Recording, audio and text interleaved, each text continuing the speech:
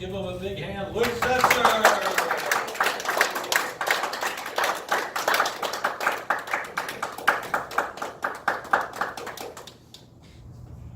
Thank you, Mr. Toastmaster of the Day, fellow Toastmasters, honored guests, and especially young people at home watching this. I hope everyone is paying close attention, especially the young people at home watching this, because what I'm going to share to you tonight will make all the difference between your success and failure financially in this world. I'm going to give you a metaphorical story representing two possible paths that you can take. Two possible paths that in this story will be taken by identical twin sisters named Kate and Allie. Kate and Allie were born exactly alike. They were raised in exactly the same home by exactly the same parents. They were alike in every way, so much so that no one could tell them apart except their parents, and only them barely. Kate and Allie had a very loving home. They ate the same food, they lived in the same room, they wore the same clothes, they had the same tastes, they had the same preferences. They were practically interchangeable. They took the same classes. Eventually they left high school and went on to college, where they majored in exactly the same subjects, in exactly the same college, lived in exactly the same dorm room. Eventually, when they were 20, in their sophomore year, they took exactly the same class called Personal Finance, where they learned from their professor the many advantages of getting life insurance at an early age, when they were young, healthy, insurable, and could get preferred rate premiums. At this point, Kate and Allie had finally had a single divergence. The life insurance policy in question was a $150,000 death benefit for $26 a month. Kate decided to go ahead and get the policy.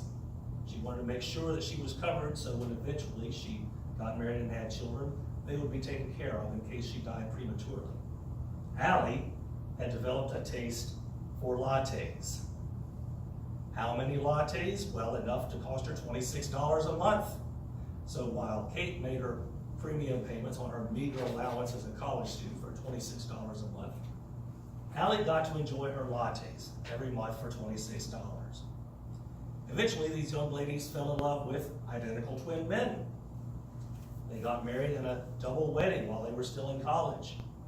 They eventually graduated, moved away to a corporate town where they worked for exactly the same company, got exactly the same health insurance, and in fact got pregnant the same week, delivered their children the same week in exactly the same hospital, moved back to their identical houses in a small subdivision neighboring to each other.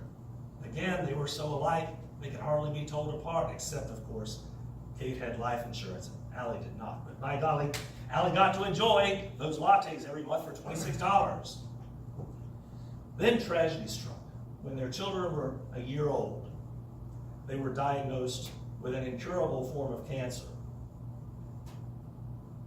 Their health insurance would not cover any kind of experimental treatment because, as we all know from our experience with health insurance, if they can avoid paying, they will.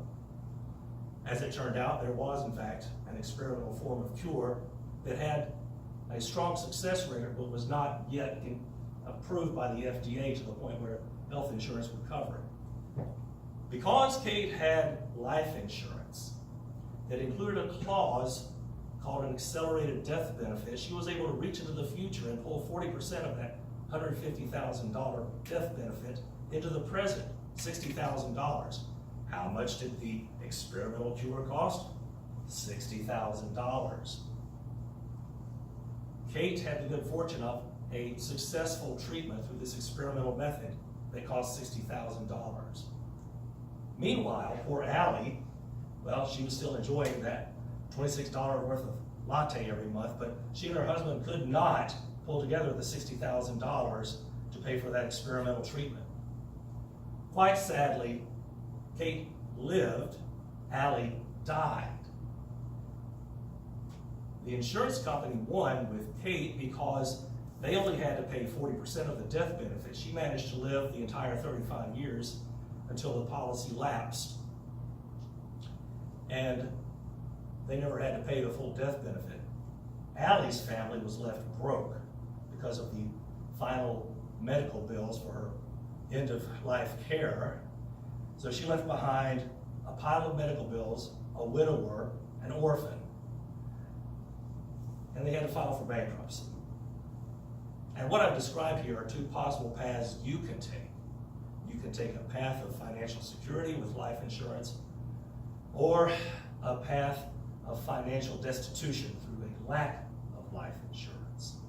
That choice is all up to you. So imagine yourself on Kate's path or on Allie's path. It's all on you. So I strongly encourage you, while you're still young, still healthy, still insurable, and can get preferred rates, get yourself into a 35-year level premium term policy. Talk to your insurance company, make it happen now. You may not have dependents now, but you will, and they are counting on you to make sure you do the right thing for yourself and your future loved ones now. Mr. Trustmaster of the Day.